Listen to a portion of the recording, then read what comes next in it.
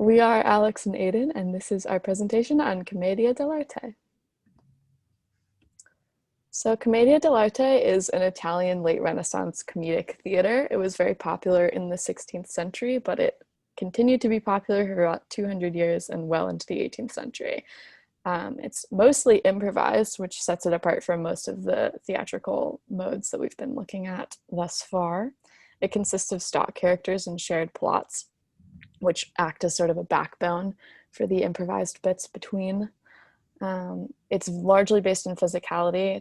It has a lot to do with physical comedy, and it's credited as the origin of slapstick humor. So that's where all of our poop jokes and slapping people humor comes from.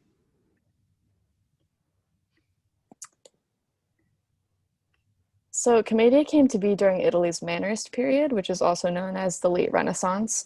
The movement as a whole explored the shift in values from God and crusades and religious movements to individualism, secularism, and humanism. So much more of a focus on the individual. We see this ideological shift in essentially all art forms of the time period, and Commedia in particular strayed from its predecessors like cycle plays and pageant plays that focused on biblical figures and instead portrayed and critiqued the society around them. The involvement of women as performers in Commedia was also very much ahead of its time, and women would not regularly appear on English stages or for nearly another century. So women regularly appeared in Commedia.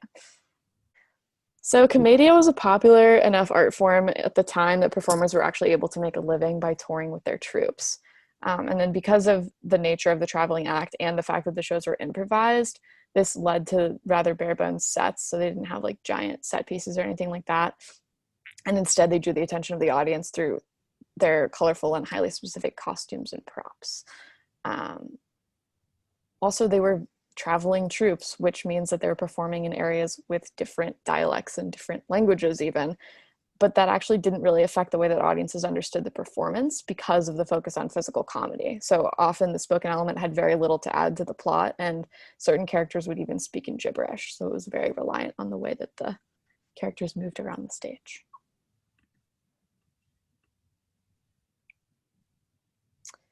So I've mentioned that it's very rooted in using shared plots, which is also in Italian the canovaccio, which translates to the canvas. And so all of the different performances are based off of the same tropes and the same shared plots.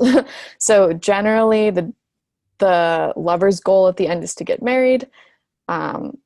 Something is in the way, usually the old Vecchi characters, and they usually ask for help from the Zani, which is the sort of jester servant character, and there's some problem with some jokes and tricks along the way.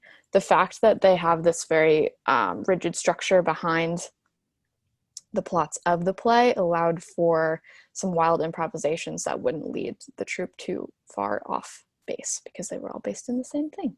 So another hallmark of Commedia is stock characters. So if you look at this diagram at the side, often the way that the characters are related to each other is described through using the human body. So this might not look like a human body, but if we picture that the Magnifico at the top is the head and the Zani at the bottom are the feet, with the lovers as the shoulders and the Pantalone and the doctor at sort of the chest level, it both informs how the characters are related to one another and also how they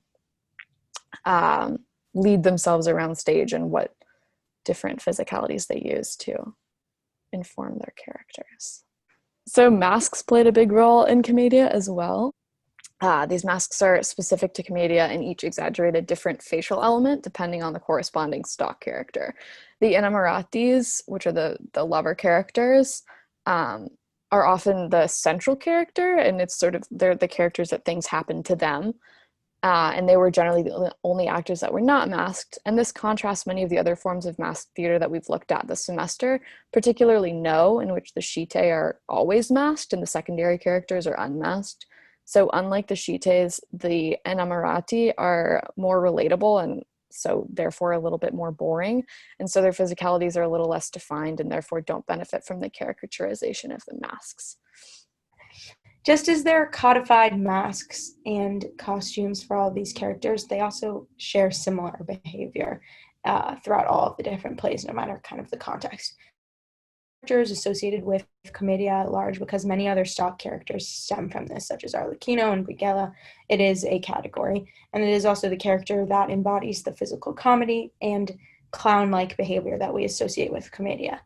There, bef- before Commedia was as prevalent, you had the Venice Carnival and these carnivale aspects of the big costumes and masks and acrobatics, and that kind of all boiled down into this Zani character.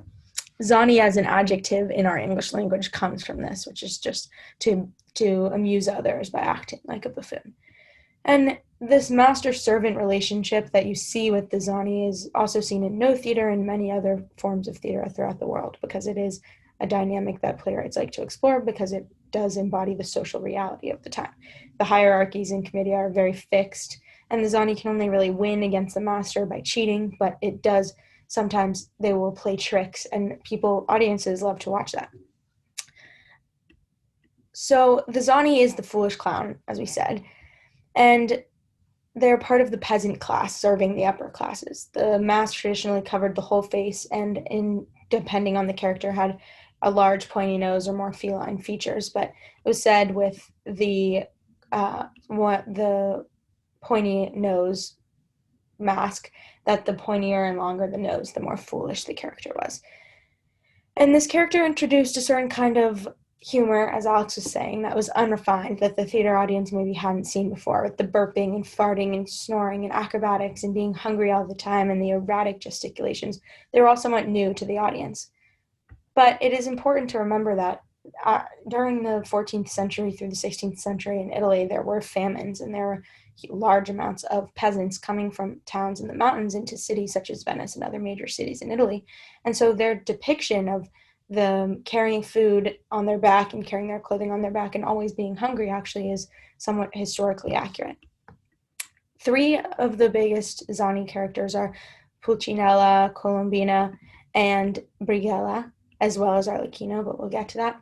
The Pulcinella mask has a beaked nose, and it's another example of the meaning of the word having something to do with how the character behaves. So in Latin, that means a young chick, and he has a squeaky voice and a big nose, and often is portrayed as lazy. Colombina is usually cast as a mischievous maid. She's funny, she's not really virtuous. She was often the handlady to the female lover, so she's like the witty, smart, attractive handmaid that has all the access to the lover, the main lady's life. So it kind of is like an Amelia type character, if you think of Othello. And her name means little dove in English. And her masks often just covered her eyes, because she was also a character that displayed great vanity. She was very beautiful and focused on her appearance. So they attempted to display as much of the face as possible through the small mask. Then you have Arlecchino, the Harlequin. He always carries his slapstick, as you can see in the black and white photo, and he is a faithful servant. He provides all the comedic relief through foolishness and physical comedy, colorful patchwork to represent his peasant class, and he has a big round nose, sometimes with a bump on his forehead, but his characteristics are, his eyes at least, are usually kind of feline looking. Then you have the vecchi, which are the old men standing in the way of the lovers. Sometimes they are the parents, the fathers of the lovers, sometimes not. But they are in great contrast to the Zani, because they hold themselves very upright and they are of nobility. And these two characters, actually, Il Dottore and Pantalone, are comedic foils of each other. So Pantalone is the older man of the wealthy merchant class and another very well-known character. And he's always kind of postured with hand on his waist, clutching his money. And he has a hooked nose and strong eyebrows with his mask. He can be very successful and powerful. He can lose his luck, but he always is fixated on money, and he's always old. And Il Dottore dresses in kind of traditional medieval physician style with the big black robes.